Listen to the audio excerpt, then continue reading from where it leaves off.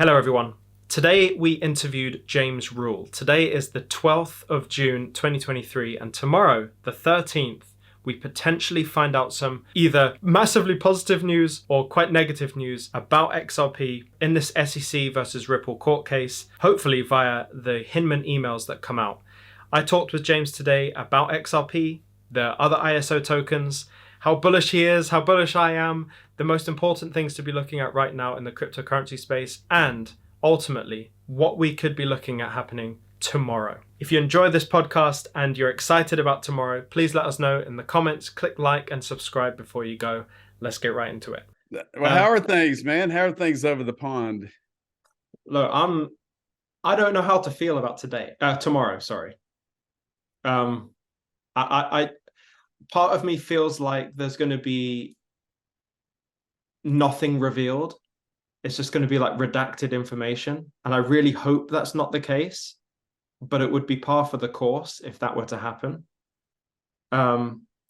It feels a little bit reminiscent, but on a larger scale of, I don't know how involved you were with kind of like understanding the ISO switch over in November. It feels like that, but way bigger. I don't know. What are you thinking? What are all these outcomes that can come from this? I hope it's not a big nothing burger. I mean, Brad and some of the other team members at Ripple, have seen this documentation and they've stated that, yeah, there's a bunch of stuff in there, but what are we actually going to see? How much of an impact is this going to have on, the fair notice, on the XRP community? We don't know at this point. We're anxious. I mean, you're going to be in Tuesday before me. Yeah, I mean, you're in the UK. You're 6 hours ahead of me. So, but yeah, I know it's just wonderful being a part of this community because we've been fighting for the last couple of years, for this level playing field. And I apologize. I'm still waking up. I'm still drinking my coffee, and man, but yeah, it's. I mean, I can't speculate. I don't have the genie in the bottle to actually know what's going to be in those documents, but hopefully it's some good stuff. Hopefully they talked about XRP and Ripple and everything else because, the banks in the United States have their thumb screwed down on Gary Gensler and the SEC. That's just my opinion. And, good things are going to happen to those who wait. And that's what we're doing, man. We've been waiting for a long time now. What do you mean thumbs screwed down to Gary Gensler? Not heard that. Well, Gensler's ex Goldman Sachs, JP Morgan. There's a lot of rumors going around that. I mean, and there's actually documentation showing where, now JP Morgan's trying to work their way into India with their Onyx, with their JPM coin and all this stuff for I forget how many trillions in revenue are in India right now. But yeah, I mean, they're stalling the technology in the U.S. so NASDAQ and the banks and everybody else can hop on board. I think, who was it? Tim Draper interviewed Gensler several years ago in that interview where, Draper's like, all the banks, you're going to line up and go, okay, you were right. We were wrong, So, man, I don't know. This is fun. I love doing this. I love teaching. I love interviewing.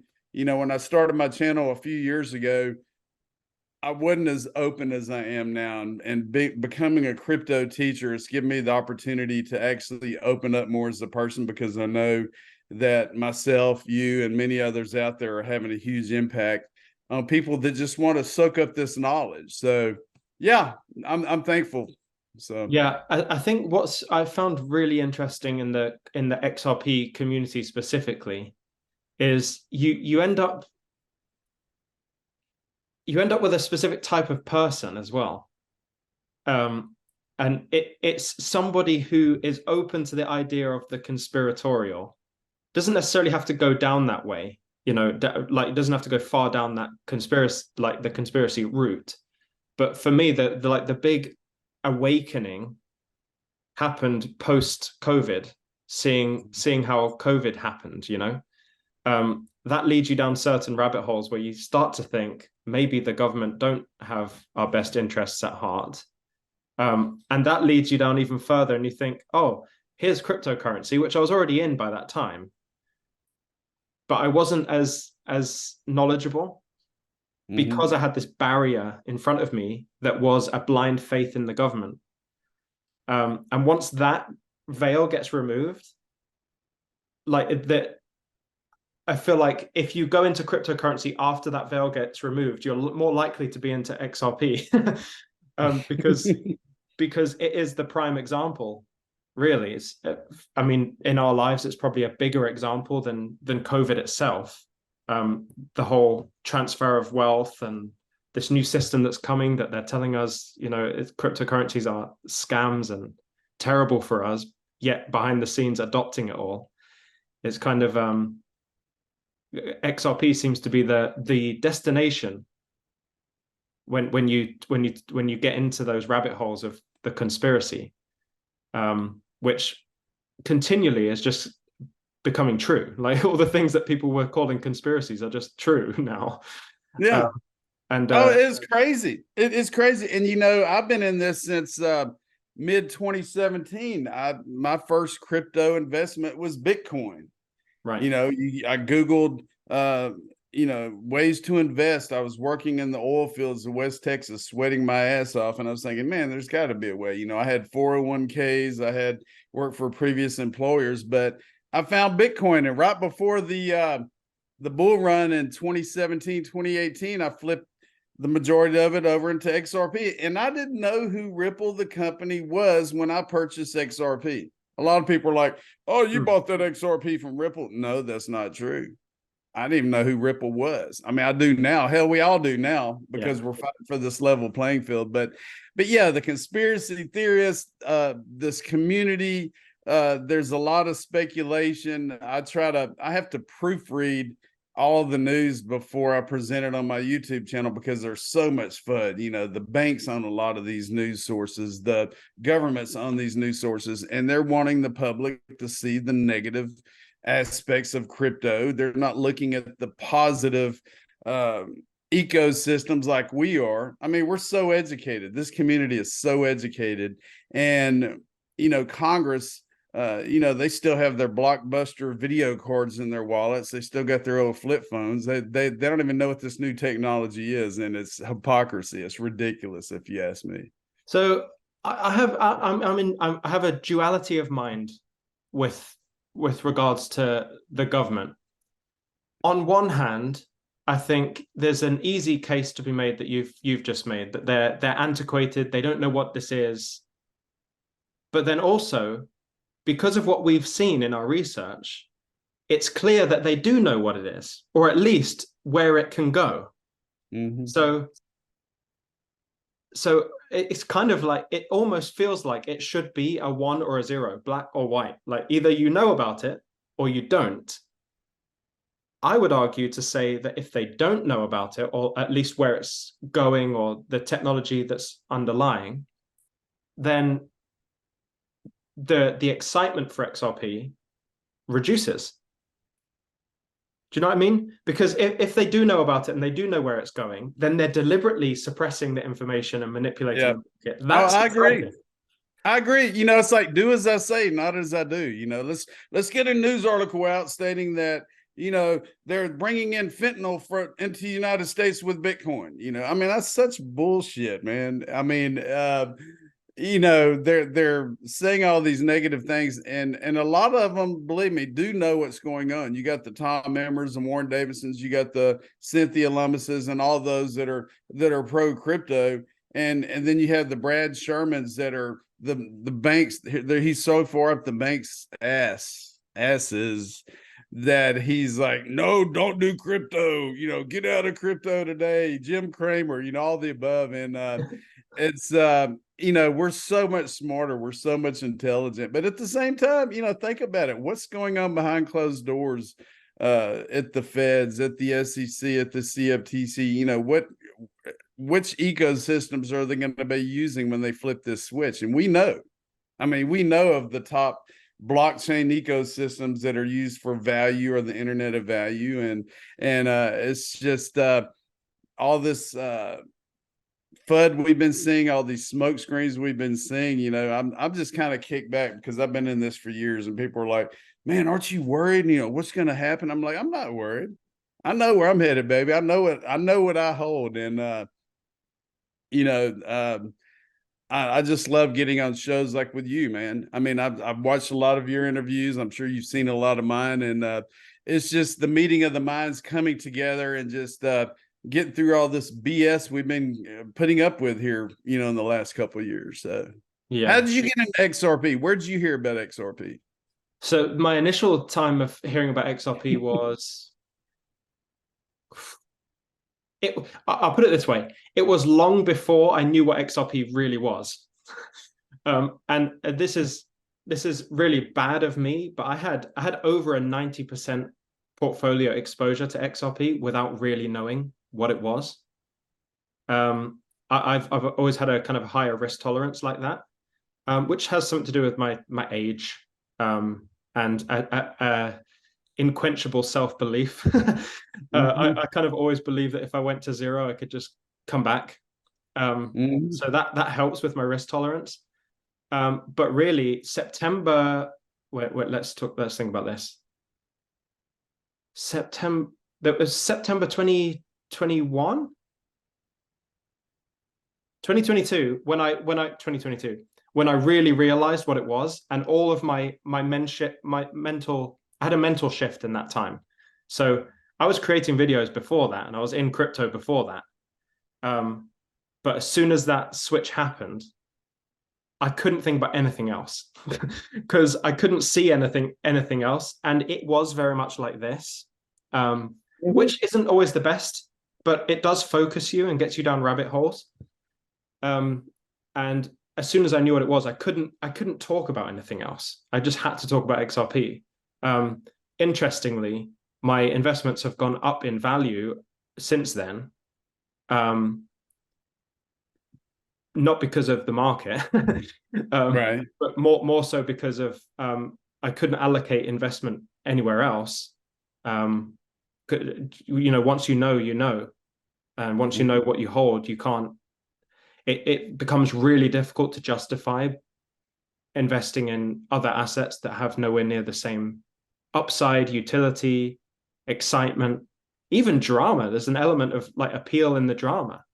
Um, just because if they're in their court case with the SEC, that's drama, that's exciting. Mm-hmm. When you dive into it, the rite of passage for a lot of massive companies has been as a result of being in the crosshairs of the SEC.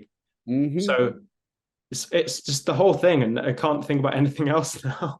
Oh, um, it's crazy, man. It's like I got into it in mid 2017 and I was working at a local refinery. I was laid off because of COVID. That's how I started my channel. I shouldn't be saying yep, that word on this video, but don't worry.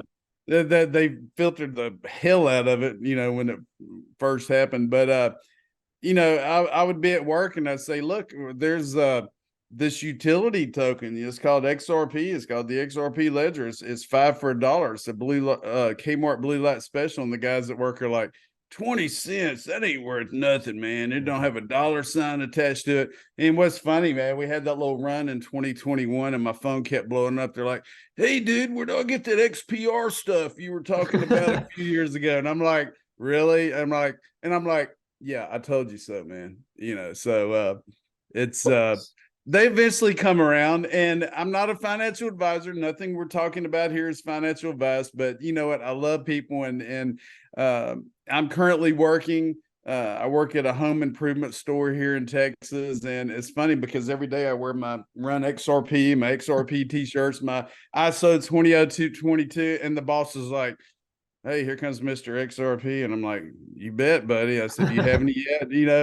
And a couple of managers, they purchased XRP, XLM, VeChain, they're starting to dive in those rabbit holes. And that's what I love about it because, not being a financial advisor, just spreading the love, spreading the utility to the world, and that's what we're doing. I mean, we're down at we started at the ground bottom and we're working our way up, and we're I guess you can call us the 1%ers. That's what they say. We're the 1%ers because the rest of the world hadn't caught up to us. But it's fun, and you could cut me, I'll bleed XRP because I did something rare a few years ago. I took all of my 401ks, all of my savings, all of my dirty fiat money, and I flipped it into a crypto IRA, and my family thought I was crazy.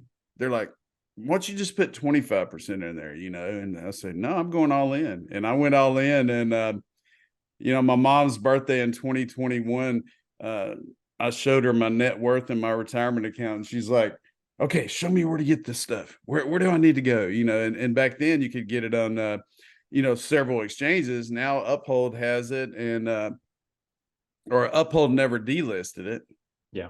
So yeah, at least that. But yeah, I'm diversified. I mean, my biggest bag is XRP. I have utility tokens. I probably have several dozen. I have many that are built on top of the XRP ledger. All the so-called ISO 20022 tokens I have. I even have a little bit of Bitcoin and Ethereum, believe it or not. I'm good. I'm blessed. Hello, everyone. We all understand how important it is to have your digital security on point, especially when we talk about digital currencies. So today I've got a really cool tool for you to check out that will help you secure your online presence. Today's video is sponsored by NordVPN, which is a tool that safeguards your internet connection and your online privacy. To get an exclusive deal with NordVPN on a 2-year plan, go to nordvpn.com/Lulu. But let me jump into a common threat that might happen in this crypto space. And it's something called man-in-the-middle attacks. And this is where hackers can intercept your data while using public Wi-Fi. So for instance, you could be in a coffee shop looking at your portfolio online, and there could be someone behind you intercepting your connection to that public Wi-Fi and getting into your data. So what NordVPN can do is actually scramble up all of that data, and what they would see on their side is complete gibberish. They also have something called threat protection, which keeps you well insulated from lots of other different attacks too. So do not let hackers snatch your valuable crypto assets. Secure your NordVPN protection by going to the link in the description or going to nordvpn.com/Lulu. The cherry on top is that NordVPN is absolutely risk-free. They give you a 30-day money-back guarantee, so there's absolutely no reason not to give it a go. And they're tossing in 4 free months when you buy a 2-year plan. Do not give hackers a chance. Go to nordvpn.com/Lulu or click the link in the description. Back to the video. Yeah, I heard some. I've been a big proponent for the ISO tokens because it just makes absolute sense. It just makes complete sense for the ones that have the standards that they fit with the standards of the old system. Mm-hmm. It makes sense for those to be the stack. And I say the word stack. I interviewed R3, and that's the exact words that the head of CBDCs used when he said, when we move into this new system, there will be a stack of assets. And I already knew what he never said it because he couldn't. I think there's NDAs there. He's like, it's under disclosure. I can't talk or somebody will kill me, So yeah, there were some interesting reactions because I interviewed 2 people at R3. One of the interviews I didn't even release because I thought it was gonna too much information. Yeah, I don't want to put him in a position. It was more about the guy who was like reacting to my questions and how he was reacting. And then all of a sudden at the end of the video, when time wasn't up, he had to go.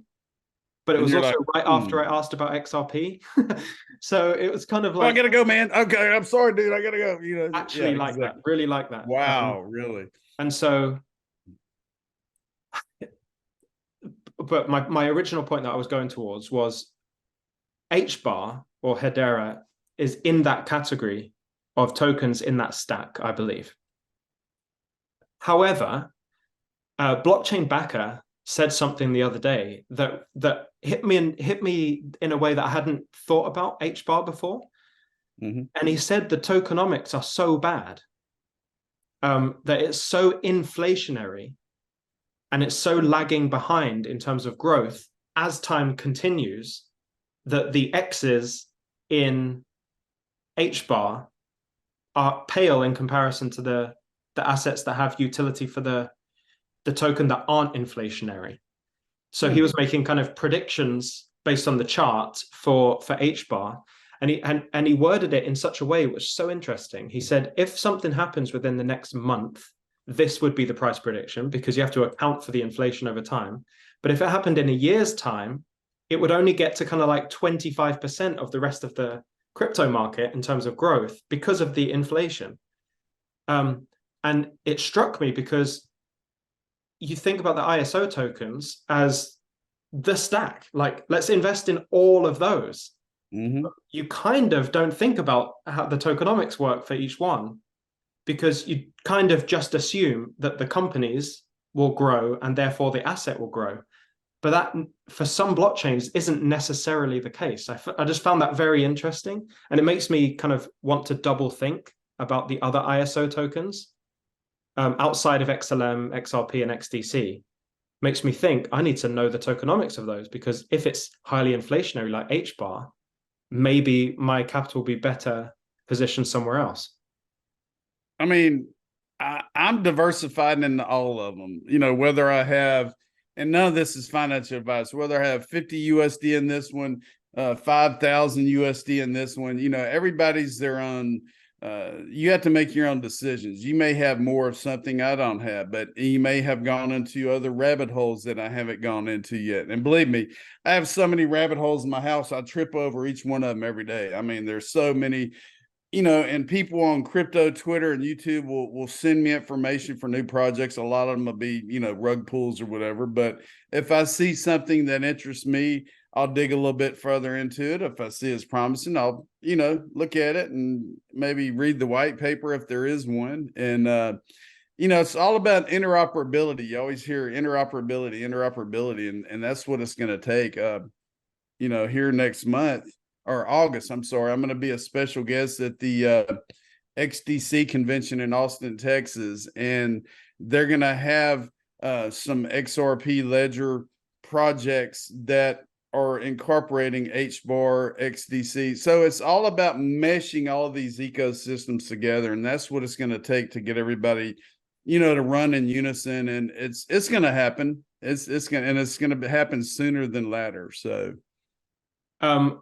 So I actually tend to believe that interoperability, and I'm sure you probably agree, is that interoperability in terms of true price movement or price appreciation is the number one priority. Like, there's no other. XRP can't do all the money. I know lots of people love to say that.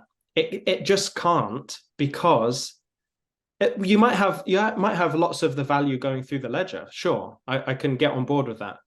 But there are, within the stack, you create this ecosystem, and each part of that ecosystem has to play a role that's specific to that part of the ecosystem.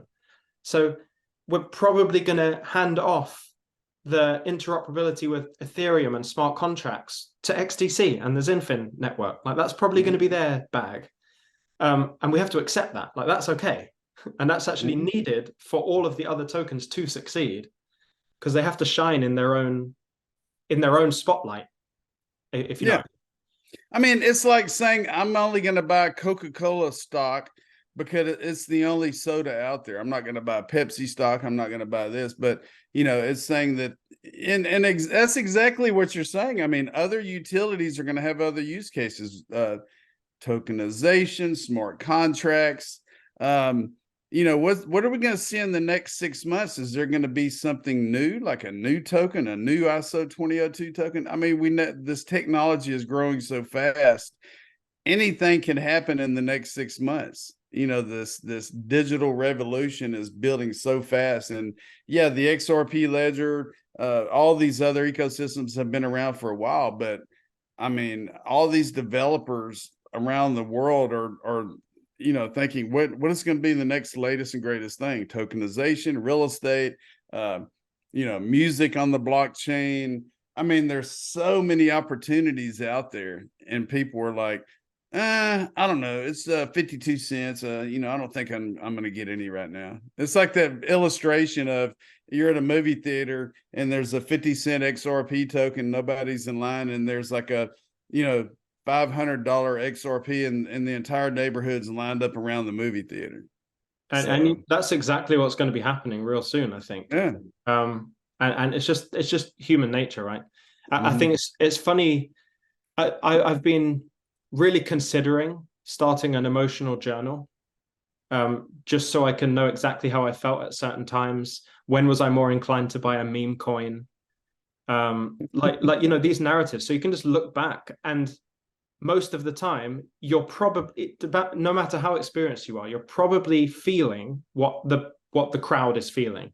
Yeah. How you act upon that, like if you acknowledge very quickly, everyone's very bullish here. This is maybe I should take an opposite stance here because usually we're wrong-footed.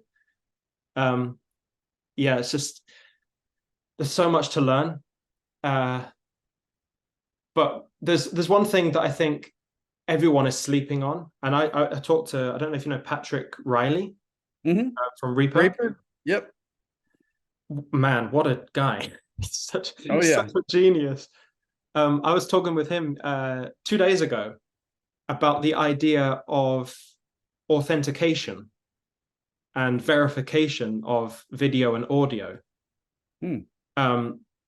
And because AI is progressing at such a rate, I mean, even in the last couple of months, I'm very on the AI thing. I love it. I'm constantly using AI tools. I feel like I'm at the cutting edge of it. I'm always staying there, which a lot of people don't know because I never talk about it. But it's even the advancements we've made in the last 2 months have been ridiculous. Moving from it's not really possible to make videos out of AI, generative videos, to now you can make one and it looks really good. And you can make a Jay-Z song and it sounds like Jay-Z. And put that's crazy. It's scary crazy, man. The Jay-Z song, everyone's got a song now that they didn't sing. Drake. But he was saying very soon, and it will be very soon, just at the rate of expansion, Biden will say something on the news and it will be very dangerous, like we're going to war. But we know Biden can't string sentences together. So we know he didn't say it, but the general population would think that he said that. Yeah. What are the consequences? Like the deep fakes. The deep fakes are just, I mean, there's an app on my phone that I use to make fun of Gensler and everybody else. And yeah, we're all making fun of Gensler, but it's called Reface. And it's an app on your phone that all you do is take the person's photo and it pretty much pastes their face into an actor or a song or whatever. And it looks real. Absolutely. It looks real. It's scary real, man. And all 1 second of video is 24 pictures. So you can make one, you can make 24, and you can make as many seconds as you want. I have a question. How many writers out there for these crypto websites are using AI to create their news articles?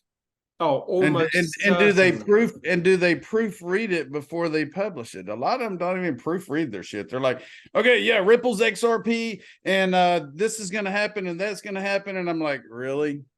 I mean, really? Again? That's why I have to proofread everything, because I would hate to be talking about something and all of a sudden, this pops up on the article, and I'm like, okay, I'm sorry, gang. I didn't proofread it. I apologize for this, but.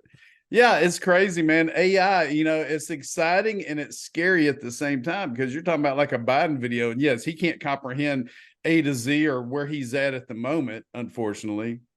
And it's pathetic, but we're not going to get political. Yeah.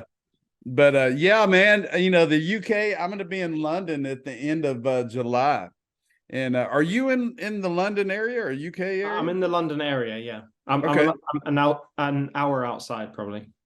Well, maybe we can meet up, man. I can't give any details right now, but yes, I'm gonna be there at the end of July. So okay, well, let's message about that, because I would like to do that. Maybe we can go live and do a live thing or something. Sure. Just for the audience. Last time I was there, I couldn't keep up with the Guinness drinkers. I mean, I met the team at Uphold, I met the team at BPM Wallet, and we'd go to a pub, and they're like, "All right, James, have another Guinness," and I'm like, okay, man. And one of the guys was Scottish, and I was like, man, you guys know how to drink. I can drink in Texas, but it's nothing like these guys in London. These guys can hammer down some beverages. And I was like, and y'all are 6 hours ahead of us. So, it's midnight there, it's 6 p.m. here. And I'm like, come on, guys, y'all can't keep up. And they're like, man, it's like 3 a.m. I'm like, I'm just getting started, man. Let's go. So, but I'm glad you've had good experiences. That's wonderful. It's such a clean city compared to what I see over the pond, and I love it. what are you comparing it to specifically in terms of cities? Because I have a very strong view on London, but I don't want to impose that on other people. So I'd Well, love to know where you're coming from. where I was and where I walked, I mean, just the cleanliness compared to, say, I mean, any of the major cities in Texas, Houston, Dallas, San Antonio. I mean, um, just the architecture, the way uh, the community is upkept.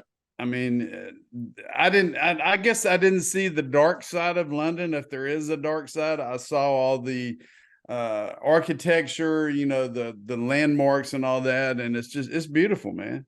Yeah, it's And I think I was just so excited jumping across the pond because I'd never been that far out of Texas before. So it was an experience. It was fun. yeah. I do love that there's a history. Like you can look at a building and it was made in 17 or 1600 or something. I get the appeal of that. I also personally resonate with like Amarillo type vibe, West Texas type vibe, and I've been there and I loved it. That's more my style, so I try to stay away from London. But on special occasions for special people, I will go to London. Yeah. Yeah. Going back to that Patrick Riley conversation, he said to me that the only way you can verify the authenticity of a statement or a video or audio, whatever it is to have it blockchain based from source to destination.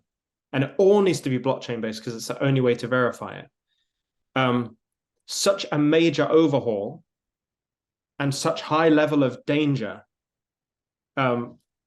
Like you have to overhaul a complete system in the way digital is made.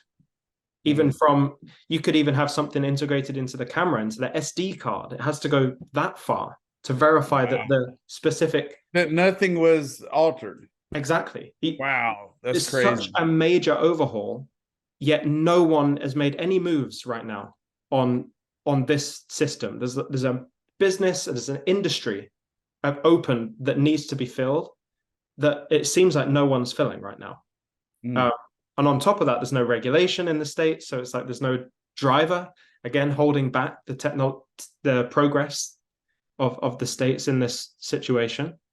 But AI is growing considerably quicker than the industry required to make it safe. And so we're going to end up, I really think we're going to end up in this really sticky situation where something big happens and we're completely caught off guard. It's kind of like talking about COVID again. Somebody said, it might have been Bill Gates. I'm not speaking, I'm going to keep my opinions of him out of this, but he said something along the lines of many years ago, we're not prepared for a pandemic. So you can either look at that to say there was a planned pandemic and he was looking into it, or we weren't prepared for a pandemic. I do feel like we are not prepared for AI in this capacity. But bringing that all back to crypto is that whole process has to be on the blockchain. I'm not prepared for who Gary Gensler might sue this week. Yeah. I mean, it's so ridiculous, man.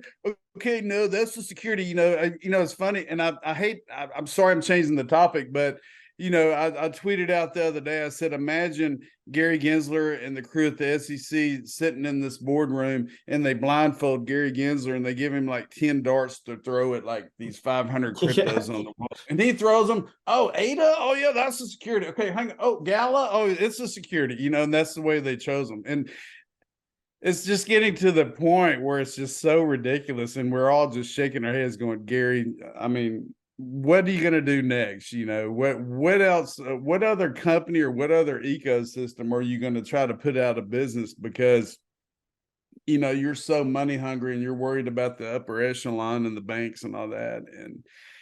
But we're going to get through it. It's just, he's the laughing stock. The SEC is just people. I'm sure people in London, people around the world are just looking at Gary and going, really, is this guy really doing this? I mean, how does London feel about it?